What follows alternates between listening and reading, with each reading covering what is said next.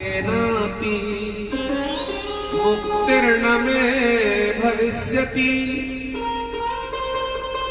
उपायम परम कंचित त्वं विचारय सांप्रतम्। जय हो। हे भैया, मेरे लिए 100 बार भी गया श्राद्ध करे तो भी मेरी मुक्ति ना होगी। गया श्राद्ध में साधारण पापी मुक्त होते हैं और मैं महान पापी हूं, मैं प्रथम श्रेणी का पापी हूं, मेरे लिए कोई और उपाय ढूंढिए। गोकर्ण जी ने कहा भैया मुझसे जो बना वो मैंने किया, पर मैं अब मुझे तो कुछ पता नहीं, पर तुम कहते हो तो विचार करता हूं, थोड़ा रुको।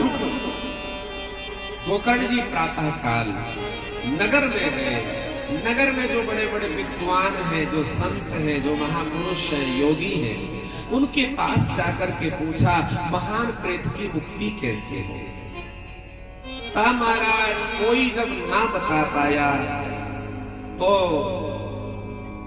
गोकर्ण जी ने भगवान सूर्य की आराधना करी।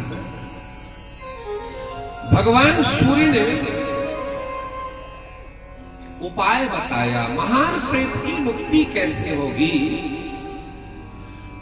श्रीमद् भागवतान मुक्ति सप्ताहं वाचनं कुरु इति सूर्य वचा सर्वै धर्म रूपं तु विश्रुतम्। श्रीमद् भागवतान मुक्ति महान प्रेत की मुक्ति का बड़ा उत्तम साधन है। श्रीमद् भागवत सप्ताह कथा करो। आहा। गोकर्ण जी ने जब ये उपाय जाना, भगवान सूर्य को प्रणाम किया और उत्तमपुर नगर में सुंदर मंडप बनाया। स्वयं व्यासपीठ पर आरूढ़ हुए। श्रावण मास था, शुक्ल पक्ष।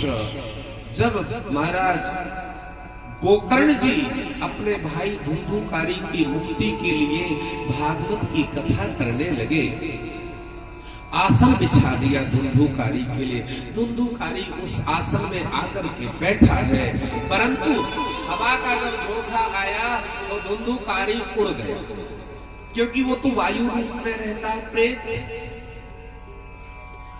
तो जैसे ही वो कथा सुनने के लिए बैठता है, हवा के झोंके से उड़ जाता है। वहीं पर एक व्यासपीठ के पास में एक 7 गांठ का बांस लगा हुआ था। बांस जानते हो? बांस। तो उस बांस के द्वारा मंडप बना था।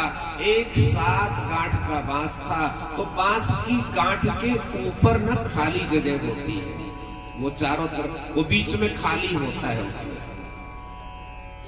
तो धुंधुकारी ने उस बांस में स्थान देखा और उसी में जाकर के बैठ गया। अब कथा हो रही है, हवा का झोंका आता गया। अब ये उड़ा नहीं महाराज। जैसे अब एक दिन की कथा हुई, आनंद से कथा सुनता रहा। एक दिन की कथा पूरी हुई, एक गांठ टूट गई, एक ग्रंथि का भेदन हो गया। और दूसरे दिन की कथा से दूसरी ग्रंथि टूट गई, तीसरी, चौथी, 5वीं, 6वीं, 7वीं। 7 दिनों की कथा सुनकर के धुंधुकारी 7 ग्रंथियों का भेदन करके महाराज देवताओं की तरह रूप धारण करके प्रकट हो गया। श्रीमद् भागवत की कथा ने धुंधुकारी को देवता बना दिया। सोचिए क्या, कहां ये प्रेत था, मनुष्य नहीं, ज्ञानी नहीं। हाँ, श्रीमद् भागवत की कथा को सुन करके एक प्रेत देवता बन गया। सुंदर पीतांबर धारण किया है और वहां पर प्रकट हुआ। देवता पुष्पों की वर्षा करने लगे। वहां पर बैठे हुए जितने भी श्रोता थे, उन्होंने देखा भैया भागवत में कोई देवता आया। और महाराज धुंधुकारी ने आकर के श्रीमद् भागवत को साष्टांग प्रणाम किया। तो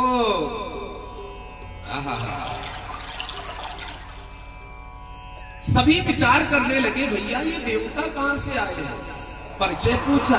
आप विचार करेंगे कि गोकर्ण जी भी समझ नहीं पाए कि कौन है। गोकर्ण जी को भी लगा कोई देवता ही होगा। तो गोकर्ण जी ने भी पूछा कि आप कौन हैं। धुंधुकारी ने परिचय दिया, भैया तुमने जो भागवत की कथा सुना दी, उस कथा को सुन करके मैं आपका भाई धुंधुकारी आज देवता बन गया। बोलिए भागवत भगवान की जय। अब तो महाराज धुंधुकारी की मुक्ति हो गई। विमान आए, विमान पर जब बैठने लगा तो वहां के लोगों को थोड़ा ईर्ष्या हो गई। सभी ने कहा कि भैया श्रीमद् भागवत की कथा सुन करके यदि विमान आता है तो यहाँ तो बहुतों ने कथा सुनी है, तो सभी के लिए विमान आना चाहिए। महाराज धुंधुकारी मुक्त हुआ। सभी ने प्रश्न किया तो जो विमान लेके आए थे उन्होंने उत्तर दिया,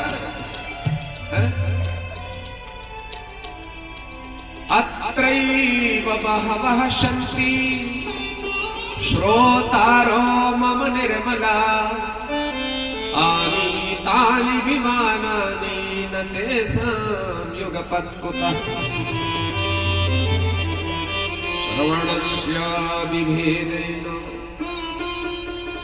श्रवणस्य विभेदेन फलभेदोऽत्र संस्थितः श्रवणं तो कृतं सर्वैः न तथा मननं कृतम्। भगवान के जो दूत आए थे, जो विमान लेके आए थे, वे कहने लगे भैया कथा तो सबने सुनी है परंतु धुंधुकारी की तरह नहीं सुना। कथा तो सुन रहे थे पर कई बार क्या होता है, हम सुनते तो कथा पर मन हमारा कहीं बाजार में होता है। सुनना और जीवन में उतारना बड़ा अंतर है। एक शब्द को श्रवण करके धुंधुकारी ने अपने जीवन में उतार लिया। श्रोता, महापुरुष कहते हैं श्रोता तीन प्रकार के होते हैं। कैसे? एक होता है श्रोता, एक होता है सरोता। सरोता जानते हो आप लोग? श्रोता जानते हैं? जो सुपारी को काटता है उसको क्या बोलते हैं? हाँ। और एक होता है सोता। श्रोता, सरोता और सोता तीन तरह के हैं। कहा कि जो केवल कथा को सुनता है वो श्रोता होता है। कथा में ही जिसका मन लगा है, जो एक एक शब्द को सुनता है, उसके लिए ही विमान आता है। और एक होता है श्रोता की श्रेणी वाला, जो आते तो हैं पर वहां 10 तरह की कमियां निकालने आते हैं। कथा में मन नहीं रहता उनका।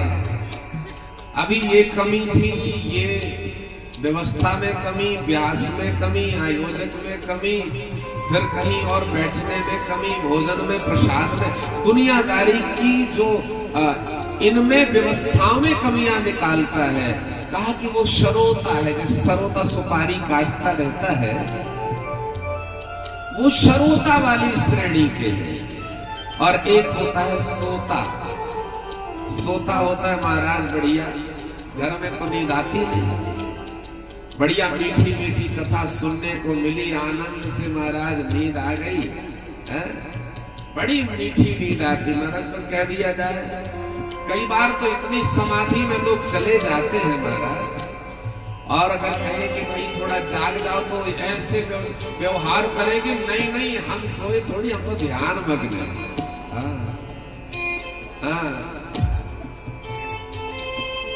पर एक बात समझने की है कि कथा में नींद आती क्यों है। ये मैं जानता हूं कि कथा में नींद आती है, पर आप लोग समझिएगा कथा में नींद क्यों आती है।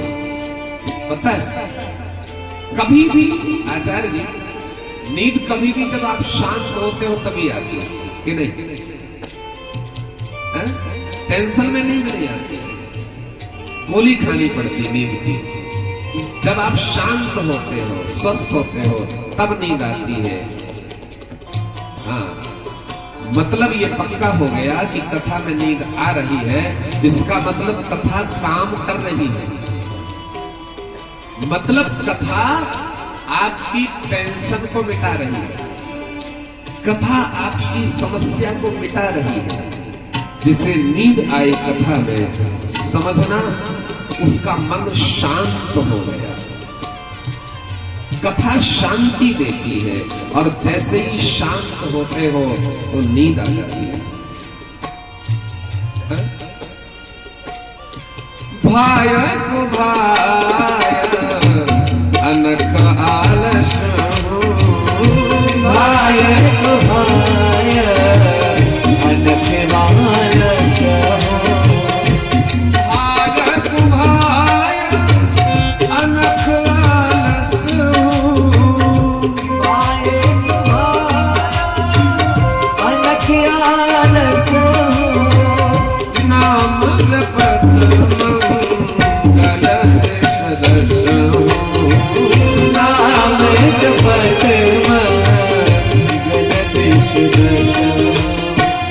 मधुर मधुर नाम सीताराम सीताराम। गाइए मधुर मधुर नाम सीताराम सीताराम, सीताराम सीताराम सीताराम सीताराम, सीताराम सीताराम सीताराम सीताराम, मधुर मधुर नाम सीताराम सीताराम, मधुर मधुर नाम सीताराम आम प्रभु का प्यारा नाम सीताराम सीताराम, प्रभु का प्यारा नाम सीताराम सीताराम। तो भाव से नींद आए तो भी कथा श्रवण करो। क्यों? काफी अग्नि जल रही हो, चाहे सोते सोते उसको छुओ तो भी आपका हाथ जलेगा, और या बड़े ज्ञान पूर्वक मंत्र पढ़ते पढ़ते छुओ तो भी जलेगा।